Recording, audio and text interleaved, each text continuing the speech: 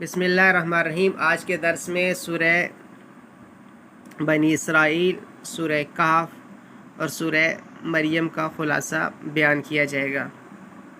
तो सूरह बनी इसराइल के ख़ुलासा में उलमाए किराम फरमाते हैं कि इस पूरी सूरत का ख़ुलासा ये है कि जिस तरह आप सल्लल्लाहु अलैहि वसल्लम तमाम अंबिया के सरदार है, इसी तरह आपका दीन जो है वो तमाम अदियान का सरदार है। तो शुरू में फरमाते हैं कि अल्लाह ताला ने दावत हक़ और इस पर लब्बैक कहने की ज़रूरत को उजागर किया। फिर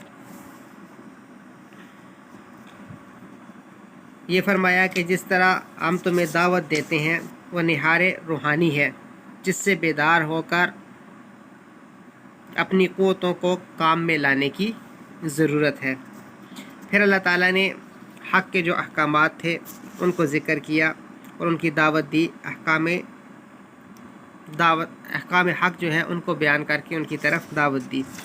फिर अगले रुकू में भी अल्लाह ताला ने तफसील अहकाम दावत हक़ को बयान किया।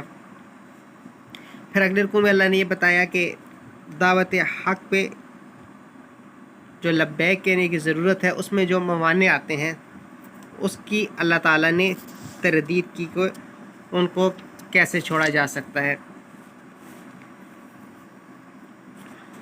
फिर अगले रुकू में भी अल्लाह ताला ने जो अहकाम हक़ के रास्ते में मवाने आते हैं उनकी तरदीद की कि उनसे इंसान कैसे निकल सकता है। फिर अल्लाह ताला ने अगले रुकू में ये बताया कि शैतान जो है वो तुम्हारा एक दुश्मन है, ज़बरदस्त एक डाकू है। अगर तुमने दावत हक़ पर लब्बैक ना कही तो दुनिया एक गुज़रगाह है और वो डाकू जो है यानी शैतान तुम्हारे ईमान को सलब करने के लिए हर वक्त तैयार बैठा हुआ है। तो लिहाजा तुम हक़ की तरफ मुतवज्जे हो जाओ तो तुम ये रास्ता जो है इसको तय कर लोगे और तुमको अल्लाह ताला कामयाब कर देंगे। फिर इसके बाद अल्लाह ताला ने ज़िक्र किया कि अगर तुमने हक़ की तरफ रुजू न किया तो ये तुम्हारा जो बातिन है जो ये अंधा हो जाएगा, फिर जिसका नुकसान तुमको क़यामत के दिन उठाना पड़ेगा। फिर अगले ये रुकू में ये बताया कि अगर तुम दुनिया और आखिरत की गुमराही से बचना चाहते हो तो जो मंबा शिफा है यानी कुरान पाक, इसकी तरफ मुतवज्जे हो जाओ तो अल्लाह ताला की ज़ात तुमको कामयाब करेगी। फिर अगले रुकू में बताया कि जो गैर ज़रूरी सवालात हैं उनसे इंसान को बचना चाहिए। फिर अगले भी रुकू में ये बताया गया कि गैर मुताल्लिका सवालात हैं उनसे बचना इंसान के लिए ज़रूरी है कि इन फजूल कामों में नहीं पड़ना चाहिए। फिर आगे अल्लाह ताला ने आखिर में उन लोगों के औसाफ को बयान किया जो दावत हक़ को कबूल करने वाले होते हैं, उनके क्या औसाफ होते हैं अल्लाह ताला ने आखिर में वो ज़िक्र किए। उसके बाद सूरह कहफ है। सूरह कहफ के ख़ुलासे में उलमा फरमाते हैं कि अल्लाह ताला ने इसमें तमहीद के बाद 4 किस्म की ज़िंदगी की मिसाल बयान की है और ये साबित किया है कि हर ज़िंदगी के शोबा में अल्लाह ताला से ताल्लुक़ दुरुस्त होने के ऊपर इंसान को इज़्ज़त और राहत नसीब होगी। फिर वो अक़साम ज़िंदगी ज़िक्र किए। पहला ये कि अदना दर्जा का जो दीनदार होता है उसकी मिसाल कहते हैं असहाब कहफ की बयान की। फिर अदना दर्जा का जो दुनियादार है उनमें से मिसाल असहाबुल जन्नह की बयान की, यानी जन्नतैन में जो 2 बाग थे उसकी मिसाल उन 2 आदमियों की। फिर जो आला दर्जा का दीनदार था यानी मूसा अलैहिस्सलाम, अल्लाह ताला ने उनकी मिसाल बयान की। फिर उसके बाद अल्लाह ताला ने जो अदना दर्जा का दुनियादार था यानी आला दर्जा का दुनियादार, उसकी मिसाल बयान की कि वो सिकंदर ज़ुल्करनैन जो था। इसके शुरू में अल्लाह ताला ने तमहीद के बाद असहाब कहफ के किस्से को बयान किया है कि असहाब कहफ जो थे वो किस तरह गार में छुपे اور ان کے اٹھنے کو ذکر کیا۔ پھر آگے ان میں سے ایک آدمی کو انہوں نے کھانا لینے کے لیے بھیجا تاکہ لوگوں کو اس بات کی اطلاع ہو جائے کہ جس طرح یہ اتنا عرصہ سونے کے بعد زندہ ہو گئے، اسی طرح قیامت بھی قائم ہوگی۔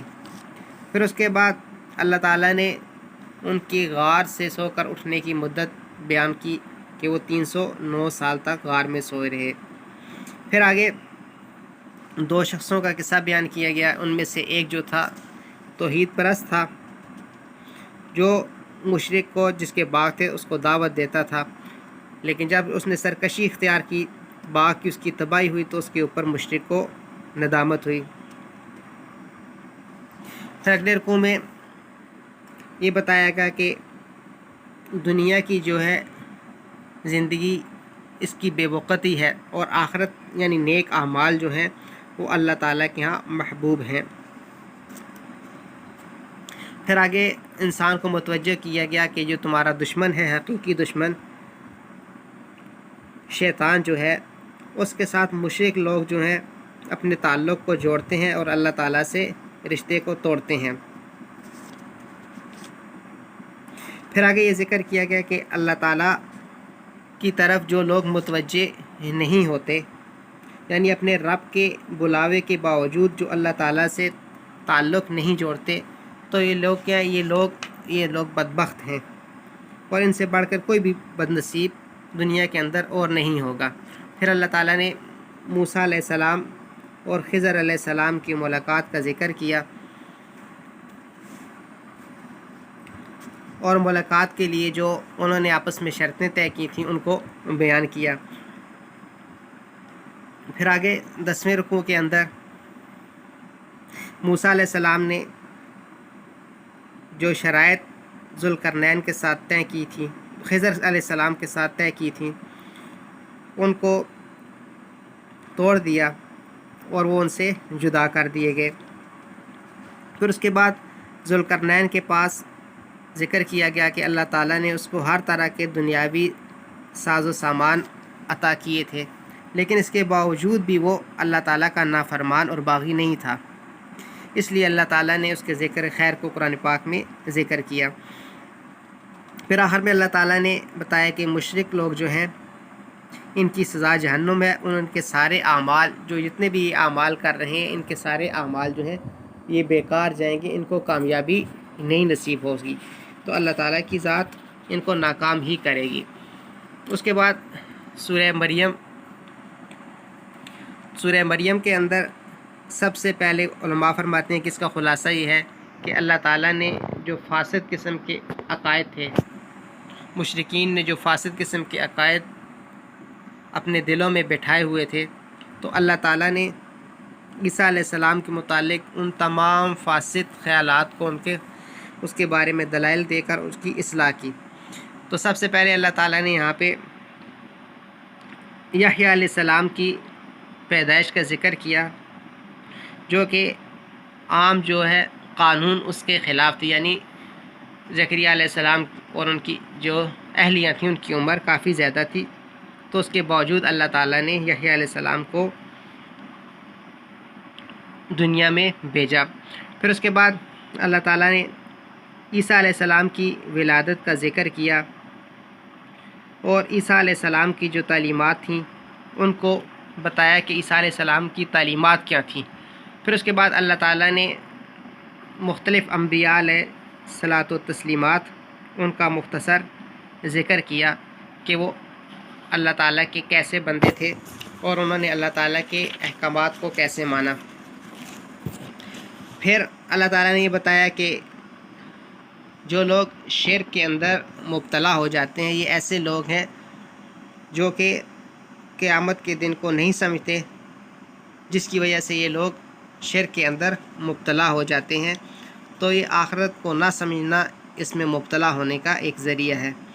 پھر آخر میں اللہ تعالیٰ نے نتیجے کو ذکر کیا کہ سورہ مریم علیہ السلام جو ہے اس میں اللہ تعالیٰ نے اس نتیجے کو ذکر کیا کہ جو نیک اعمال کرنے والے ہوں گے ان کا کیا نتیجہ نکلے گا قیامت میں، اور جو اچھے اعمال کرنے والے ہوں گے اللہ تعالیٰ ان کو کیا دیں گے اور کیا عطا کریں گے۔ تو اللہ تعالیٰ سے دعا ہے کہ اللہ تعالیٰ ہمیں نیک لوگوں کی فہرست میں شامل کرے۔ وآخر دعوانا الحمدللہ رب العالمین۔